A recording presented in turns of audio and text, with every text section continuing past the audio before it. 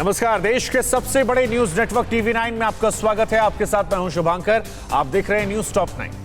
क्या महाराष्ट्र में महाअघाड़ी गठबंधन की सरकार ज्यादा दिनों तक नहीं चल पाएगी? सीएम उद्धव ठाकरे के ताजा बयान के बाद कांग्रेस और शिवसेना के बीच तल्खियां बढ़ने वाली हैं। उद्धव ने क्यों कहा कि अलग चुनाव लड़ने की बात करने वालों को जनता जूता मारेगी? उधर उत्तर प्रदेश में भी अगले साल होने वाले विधानसभा चुनावों में बीजेपी के चेहरे को लेकर सियासी अटकलें थम नहीं रही और एलजेपी पर कब्जे की लड़ाई और तेज हो गई है। चिराग पासवान ने बड़ी लड़ाई का ऐलान कर दिया है। देश की अहम खबरों के लिए दिखाते हैं टॉप 9 राष्ट्र। महाराष्ट्र में महाअघाड़ी गठबंधन सरकार में सब कुछ ठीक नहीं चल रहा है। शिवसेना के स्थापना दिवस के मौके पर सीएम उद्धव ठाकरे ने कांग्रेस का नाम लिए बिना उस पर बड़ा हमला बोला है। उद्धव ने कहा कि जो लोग अकेले बीएमसी की सत्ता में आने का नारा दे रहे हैं, कोविड से परेशान जनता उनको जूते मारेगी। फिलहाल कुछ दिनों से कांग्रेस के महाराष्ट्र अध्यक्ष नाना पटोले खुद के बल पर महाराष्ट्र में कांग्रेस का सीएम बनाने की बात कर रहे हैं। प्रधानमंत्री नरेंद्र मोदी की ओर से बुलाई गई बैठक में शामिल होने को लेकर जम्मू कश्मीर की पीडीपी पार्टी की अध्यक्ष महबूबा मुफ्ती आज फैसला लेंगी। पीडीपी ने आज अपनी पार्टी की बैठक बुलाई है, जिसमें सर्वदलीय बैठक में शामिल होने या नहीं होने पर फैसला होगा। 24 जून को पीएम मोदी ने जम्मू कश्मीर में विधानसभा चुनाव कराने सहित राजनीतिक प्रक्रियाओं को मजबूत करने को लेकर सभी पार्टियों की सर्वदलीय बैठक बुलाई है।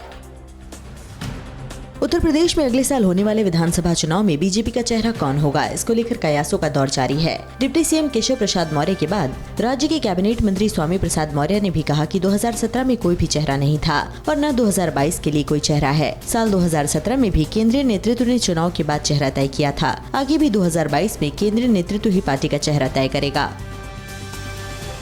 यूपी के पूर्व सीएम और समाजवादी पार्टी के अध्यक्ष अखिलेश यादव ने कहा कि बीजेपी ने यूपी की जनता से बड़े बड़े वादे किए थे, लेकिन उन वादों का क्या हुआ? अगर इन सवालों के जवाब बीजेपी के पास नहीं है तो वो कोई भी चेहरा ले आए। प्रदेश की जनता इनको हटाने के लिए तैयार बैठी है। इससे पहले कल सैफई में मुलायम सिंह यादव की पौत्री की शादी में पूरा परिवार एक मंच पर नजर आया। उत्तर प्रदेश में अगले साल होने वाले विधानसभा चुनाव के लिए सुहेलदेव भारतीय समाज पार्टी के राष्ट्रीय अध्यक्ष ओम प्रकाश राजभर छोटे छोटे दलों से गठबंधन करने में जुटे हैं। कल लखनऊ में आम आदमी पार्टी के राज्यसभा सांसद संजय सिंह ने राजभर से मुलाकात की। राजभर ने कहा कि यूपी की जनता बदलाव के लिए विकल्प की तलाश कर रही है। भागीदारी संकल्प मोर्चा ऐसी पार्टियों को एकजुट करने में लगी है जो जनता के हितों के लिए संघर्ष कर रही है। लोक जनशक्ति पार्टी में वर्चस्व की लड़ाई जारी है। चिराग पासवान गुट ने आज दिल्ली में पार्टी की राष्ट्रीय कार्यकारिणी की बैठक बुलाई है। बैठक चिराग के आवास 12 जनपद पर होगी। इससे पहले चिराग ने कल लोकसभा स्पीकर ओम बिरला से मुलाकात कर पार्टी को अपना बताते हुए उस पर दावा ठोका। चिराग के चाचा और एलजेपी सांसद पशुपति पारस पहले ही पार्टी के 5 सांसदों के साथ अलग हो चुके हैं। पारस गुट पशुपति पारस को राष्ट्रीय अध्यक्ष चुन चुका है। पंजाब कांग्रेस में चल रहे कलह का समाधान निकालने के लिए पार्टी आला कमान की ओर से आज बुलाई अहम बैठक को 22 जून तक टाल दिया गया है। नवजोत सिंह सिद्धू और अमरिंदर सिंह के बीच चल रही तनातनी को खत्म करने के लिए कांग्रेस अध्यक्ष सोनिया गांधी ने आज ही दोनों नेताओं को दिल्ली बुलाया था। इससे पहले नवजोत सिंह सिद्धू के खिलाफ गोलबंदी को मजबूत करने के लिए अमरिंदर सिंह अपने विरोधी प्रताप सिंह बाजवा से भी हाथ मिला चुके हैं। बिहार के सीएम नीतीश कुमार की पार्टी जेडीयू का आज पटना में वर्चुअल सम्मेलन होगा। प्रदेश अध्यक्ष उमेश कुशवाहा के मुताबिक कोरोना की वजह से सम्मेलन वर्चुअल होगा। बैठक में पार्टी के राष्ट्रीय अध्यक्ष आरसीपी सिंह समेत सभी वरिष्ठ नेता शामिल होंगे। इस बीच खबर है कि नीतीश कुमार सोमवार को दिल्ली में पीएम मोदी से मुलाकात कर सकते हैं। माना जा रहा है कि इस मुलाकात में केंद्रीय मंत्रिमंडल विस्तार में जेडीयू की हिस्सेदारी पर भी बात हो सकती है। केंद्रीय गृह मंत्री अमित शाह से 2 दिनों के दौरे पर गुजरात जाएंगे। अमित शाह के इस दौरे में सरखेज गांधीनगर राजमार्ग पर गांधीनगर के पास 2 फ्लाईओवर का उद्घाटन होगा। इनमें से एक फ्लाईओवर वैष्णो देवी सर्कल और दूसरा खुराज में है। इन दोनों फ्लाईओवर के शुरू हो जाने से एसजी रोड पर ट्रैफिक कम होगा। क्या बहुत निकट आ गई है तीसरी लहर खतरा? क्या यूपी में फिर से लगेगा कोरोना कर्फ्यू? देश में क्या है वैक्सीनेशन की रफ्तार? हम आपको दिखाते हैं टॉप 9 महामारी 2021। देश में पिछले 24 घंटे में कोरोना के 58,562 नए मामले सामने आए। वहीं 1,573 लोगों की एक दिन में महामारी से मौत हो गई। 87,493 लोगों की रिकवरी के साथ ही देश में एक्टिव केस गिरकर 7.25 लाख पर रह गया है। दिल्ली में कोरोना के केस लगातार घट रहे हैं। यहाँ पिछले 24 घंटे में 135 नए मामले सामने आए हैं और इसके साथ ही संक्रमण दर घटकर 0.18% रह गई है, जो कि 16 फरवरी के बाद सबसे कम है। 24 घंटे में राजधानी में कोरोना से 7 मरीजों की मौत हुई है, जो कि 30 मार्च के बाद एक दिन में सबसे कम है। देश में अब तक वैक्सीन की 27.24 करोड़ डोज लगाई जा चुकी है। इसके साथ ही 16.6% आबादी ऐसी हो चुकी है जिसे कम से कम वैक्सीन की एक डोज लग चुकी है। हालांकि दोनों डोज ले चुके लोगों की संख्या पूरे देश में अब तक सिर्फ 3.8% ही है। वैक्सीन की सबसे ज्यादा 2.7 करोड़ डोज महाराष्ट्र में लगाई गई है। जालंधर में ग्रीन फंगस का मरीज मिला है। देश का ये दूसरा मरीज है जिसमें ग्रीन फंगस की पुष्टि हुई है। मेडिकल टीम मरीज की पूरी हिस्ट्री तैयार करने में जुट गई है। 61 साल के इस व्यक्ति को मार्च में कोरोना हुआ था। ठीक होने के बाद जून में उसमें ग्रीन फंगस की पुष्टि हुई है। एम्स के डायरेक्टर रणदीप गुलेरिया ने चेतावनी दी है कि अगले 6 से 8 हफ्तों के बीच कोरोना की तीसरी लहर आ सकती है। उन्होंने कहा कि यदि कोरोना गाइडलाइंस का पालन नहीं किया गया और बाजारों, टूरिस्ट स्पॉट पर लगने वाली भीड़ को नहीं रोका गया तो कोरोना की तीसरी लहर सिर्फ 6 से 8 हफ्तों में पूरे देश पर अटैक कर सकती है। ब्रिटेन में कोरोना की तीसरी लहर की आशंका लोगों को डरा रही है। देश में वैक्सीनेशन प्रोग्राम से जुड़े एक शीर्ष विशेषज्ञ ने दावा किया है कि यह स्थिति डेल्टा वेरिएंट के कारण पैदा हुई है। ब्रिटेन में पिछले 24 घंटे में 10,000 से ज्यादा नए केस आए हैं। हालांकि राहत की बात यह है कि ब्रिटेन में 80.6% वयस्क आबादी को वैक्सीन लगाई जा चुकी है। गृह मंत्रालय ने सभी राज्यों के मुख्य सचिवों को चिट्ठी लिखकर अस्पतालों और डॉक्टरों को सुरक्षा देने का आदेश दिया है। मंत्रालय की ओर से कहा गया कि इसके पीछे उद्देश्य हेल्थ केयर प्रोफेशनल्स और डॉक्टर्स में असुरक्षा की भावना को खत्म करना है। खासकर कोविड अस्पतालों में सुरक्षा काफी कड़ी करने की जरूरत है और जरूरत पड़ने पर एपिडेमिक एक्ट के तहत कार्रवाई की जानी चाहिए। यूपी में जिस भी जिले में कोरोना के एक्टिव केस 500 से ज्यादा होंगे वहां दोबारा कर्फ्यू लगाया जाएगा। हालांकि इस वक्त किसी भी जिले में इतने एक्टिव केस नहीं है। यूपी में पिछले 24 घंटे में 257 नए मरीज सामने आए जबकि 51 लोगों की मौत हो गई। प्रदेश में सबसे ज्यादा 370 एक्टिव केस इस वक्त लखनऊ में हैं। ब्राजील में कोरोना से हुई आधिकारिक मौत का मामला 5 लाख तक पहुंच गया है। कोविड से दुनिया में सबसे ज्यादा 6.17 लाख मौतें अमेरिका में हुई हैं। वहीं भारत में महामारी ने 3.86 लाख लोगों की जान ले ली। रूस, फ्रांस, ब्रिटेन और इटली दुनिया में ऐसे 4 देश हैं जहां 1 लाख से ज्यादा मौतें हुई हैं। इधर चीन पर क्यों गहराई? कोरोना को लेकर शक की सुई। क्या गुपचुप तरीके से चीन इस्तेमाल कर रहा है कोरोना की दवा? वैक्सीन की रफ्तार बढ़ाने के लिए हो रहे कौन कौन से उपाय, हम आपको दिखाते हैं टॉप 9 कोरोना से जंग। अमेरिकी राष्ट्रपति के स्वास्थ्य सलाहकार डॉक्टर एंथनी फॉसी ने कहा कि कोरोना वायरस प्रयोगशाला में तैयार विषाणु हो सकता है। अमेरिका के वैज्ञानिकों को इस बात का शक फरवरी 2020 में ही हो गया था। डॉक्टर फॉसी ने कहा कि हो सकता है कि वायरस वुहान लैब से दुर्घटनावश बाहर आ गया हो। कुछ विशेषज्ञों ने दावा किया है कि दुनिया में कोरोना फैलाने वाले चीन ने किसी तरह की गुप्त दवा या वैक्सीन के इस्तेमाल से खुद को बचाया है और फिर खुद तमाशा देख रहा है। इस बीच कोरोना वायरस के वुहान लैब से लीक होने की थ्योरी के सबूत न होने के बावजूद अमेरिका समेत कई देशों को पक्का यकीन है कि गड़बड़ी वुहान लैब से ही हुई है। चीन के ग्वांगडोंग, अनहुई और लियाओनिंग में संक्रमण के मामले बढ़ रहे हैं। ऐसे में लोगों में जल्दी ही टीका लगवाने की होड़ लगी है। इसे देखते हुए चीन सरकार ने अपनी पूरी नौकरशाही को इस काम में लगा दिया है। चीन की सरकार इस काम में सख्ती भी कर रही है और टीका लगवाने वालों को गिफ्ट आदि का प्रोत्साहन भी दे रही है। कोरोना काल में दुनिया के बढ़ते दबाव से निपटने के लिए चीन अब वुल्फ वॉरियर डिप्लोमेसी का सहारा लेगा। इस नीति के जरिए चीन उन देशों पर हमला बोलेगा जो ड्रैगन के खिलाफ अमेरिका और ब्रिटेन का साथ देंगे। G7 देशों के चीन के खिलाफ सख्त रुख के बाद चीन ने अब काउंटर अटैक का फैसला किया है। भारत ही नहीं, ब्रिटेन में भी कुछ लोग वैक्सीन लगवाने से कतरा रहे हैं। हालांकि वहां वजह अलग है। एक स्टडी में पता चला है कि ब्रिटेन में 10% लोग ऐसे हैं जो निडल चुप हो जाने के खौफ की वजह से वैक्सीन नहीं लगवाना चाहते। दरअसल ये एक तरह का फोबिया होता है जिसे निडल फोबिया कहते हैं। यह एक तरह की मानसिक परेशानी है। मध्य प्रदेश में कल से वैक्सीनेशन का महाअभियान शुरू हो रहा है। इसे सफल बनाने के लिए प्रशासन के अधिकारी स्कीमें लेकर आ रहे हैं। मसलन इस महाअभियान में वैक्सीन लगवाने वालों को भोपाल के चुनिंदा रेस्टोरेंट्स में 10 से 15% तक छूट मिलेगी। भोपाल के कलेक्टर ऑफिस से इसके लिए बाकायदा 17 रेस्टोरेंट्स की लिस्ट भी जारी की गई है। गुरुग्राम में चल रहे पब, बार और रेस्टोरेंट में वैक्सीन लगवाकर जाने वालों को स्पेशल ऑफर दिए जा रहे हैं। कई बार और रेस्टोरेंट तो बिल पर 25 से 50% तक छूट से लेकर कम्प्लीमेंट्री ड्रिंक तक दे रहे हैं। इसके साथ साथ मॉल में जाने वाले फ्रंटलाइन वॉरियर्स के लिए फ्री पार्किंग और ब्रांडेड शोरूम में अतिरिक्त छूट जैसे ऑफर हैं। यूपी में कल से मॉल और रेस्टोरेंट खुल जाएंगे। हालांकि इसके लिए कोविड प्रोटोकॉल को सख्ती से पालन करने की हिदायत भी दी गई है। राज्य के अलग अलग शहरों में मॉल के अंदर साफ सफाई और सैनिटाइजेशन का काम शुरू हो गया है। हालांकि कोरोना कर्फ्यू पहले की तरह रात 9 बजे से सुबह 7 बजे तक ही रहेगा। यूपी के बलिया में कोरोना ने 4 बच्चों को बेसहारा कर दिया। मामला यहाँ के बैरिया तहसील का है। इन 4 बच्चों के पिता की 7 वर्ष पहले ही कैंसर से मौत हो गई थी, जिसके बाद इनकी मां किसी तरह से इनकी देखभाल कर रही थी, लेकिन कोरोना से उनकी भी मौत हो गई। अब इन 4 बच्चों की जिम्मेदारी दादी पर आ गई है। उधर इंग्लैंड के साउथहैम्पटन में वर्ल्ड टेस्ट चैंपियनशिप के फाइनल के दूसरे दिन के खेल में किसका पलड़ा भारी रहा, कोहली क्यों नाराज दिखाई पड़े और महिला क्रिकेट ने अंग्रेजों के कैसे निकाले पसीने। क्रिकेट से जुड़ी तमाम बड़ी खबरें दिखाते हैं टॉप 9 टेस्ट की टक्कर में।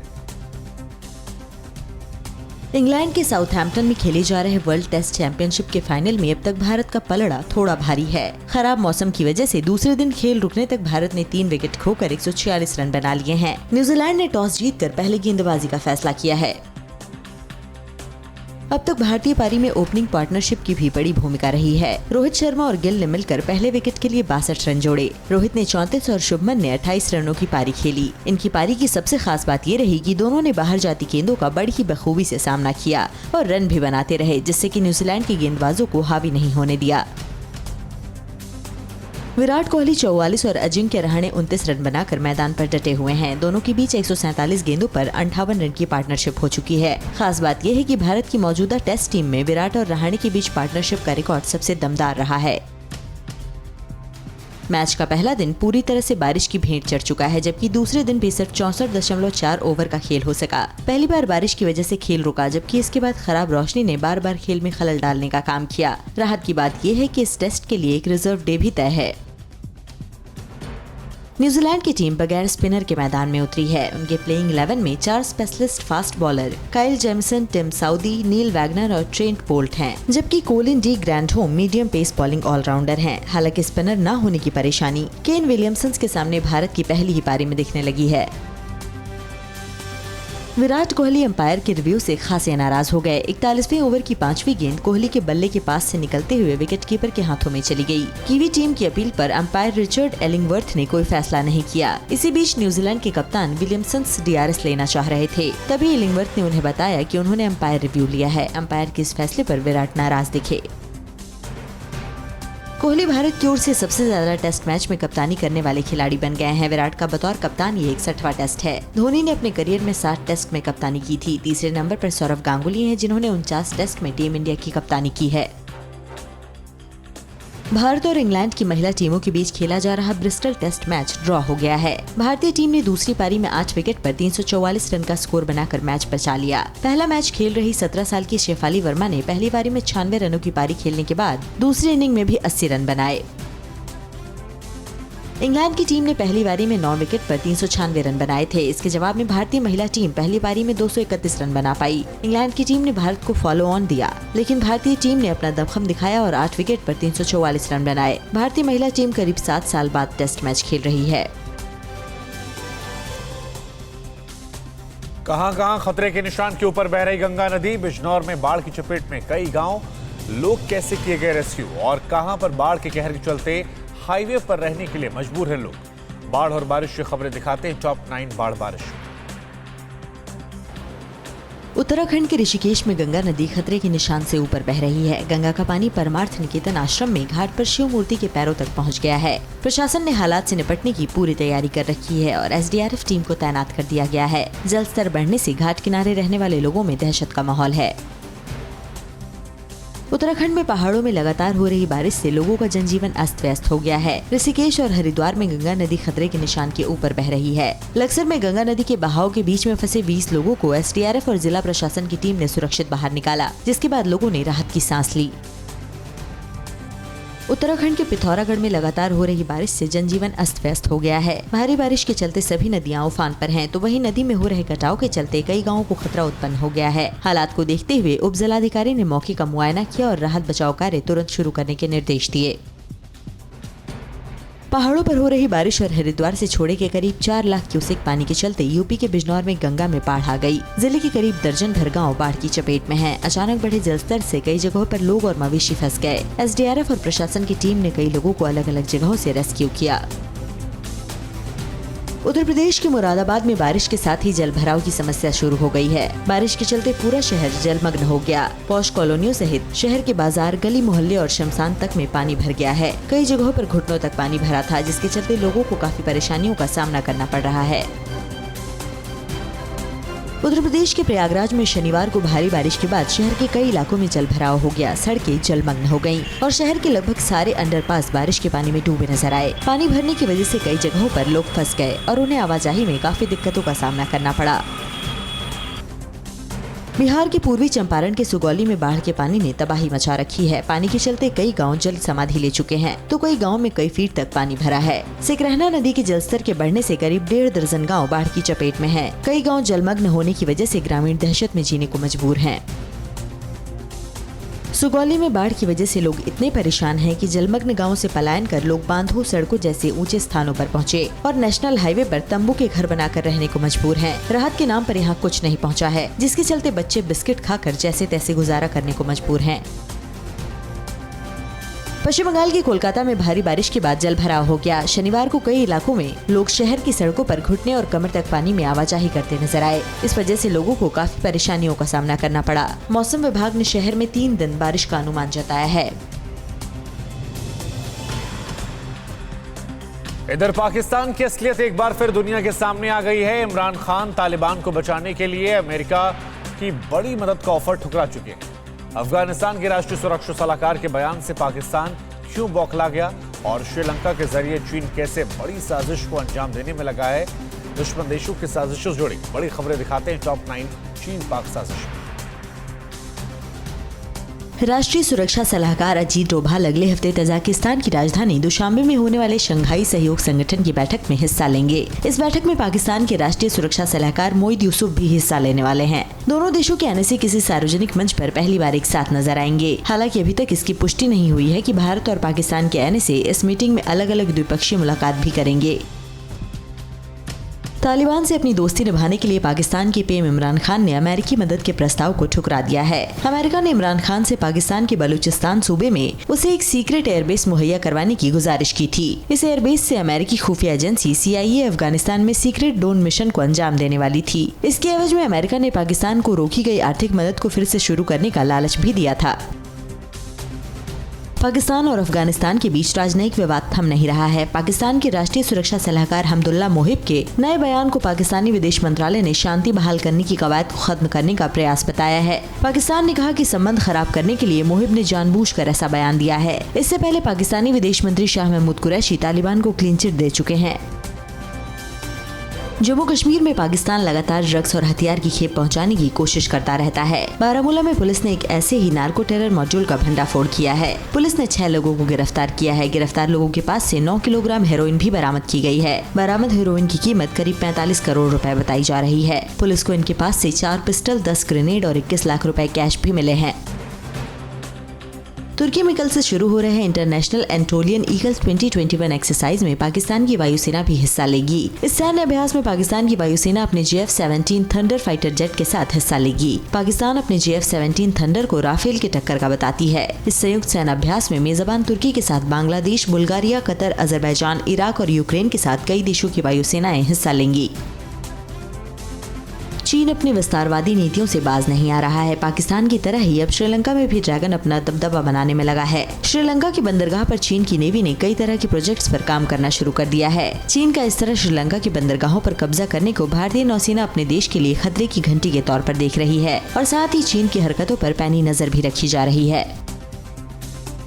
चीन ने अपने बेल्ट एंड रोड इनिशिएटिव में पिछले साल की तुलना में इस साल के पिछले 5 महीनों में 13.8% ज्यादा निवेश किया है। पूरी दुनिया में अपनी पहुंच बढ़ाने के लिए एशिया, यूरोप और अफ्रीका के 65 देशों को जोड़ने की चीन की इस परियोजना को वन बेल्ट वन रोड परियोजना का नाम दिया गया, जिसे न्यू सिल्क रूट के भी नाम से जाना जाता है। इसके जरिए चीन का लोकल उद्यमों का निवेश बढ़कर $32.75 बिलियन का हो गया है। क्रिप्टो करेंसी काले धन का जरिया बन रही है। चीन में पुलिस ने हाल ही में क्रिप्टो करेंसी से संबंधित लूट गिरोह के एक बड़े रैकेट को पकड़ा है। पुलिस ने एक कार्रवाई में टेलीफोन और इंटरनेट घोटालों से अवैध आय को लूटने के लिए क्रिप्टो करेंसी का उपयोग करने के संदेह में 1100 से ज्यादा लोगों को गिरफ्तार किया है। चीन साल 2019 में ही क्रिप्टो करेंसी पर बैन लगा चुका है। खुद को पाकिस्तान का हमदर्द बताने वाले चीन ने अपने देश में अल्पसंख्यक मुस्लिमों पर अत्याचार की सारी हदें पार कर दी हैं। United nation high commissioner for human rights के मुताबिक चीन की कैद में रह रहे उइगर मुस्लिमों, तिब्बतियों और क्रिश्चियंस के साथ चीन में क्रूरता की जा रही है। रिपोर्ट्स में कहा गया है कि चीन की कैद में रहने वाले अल्पसंख्यक समुदाय के कैदियों के दिल, किडनी और लीवर तक निकाल लिए गए हैं। अड़ी सोमवार से शुक्रवार शाम 6 बजे सिर्फ TV9 भारतवर्ष पर।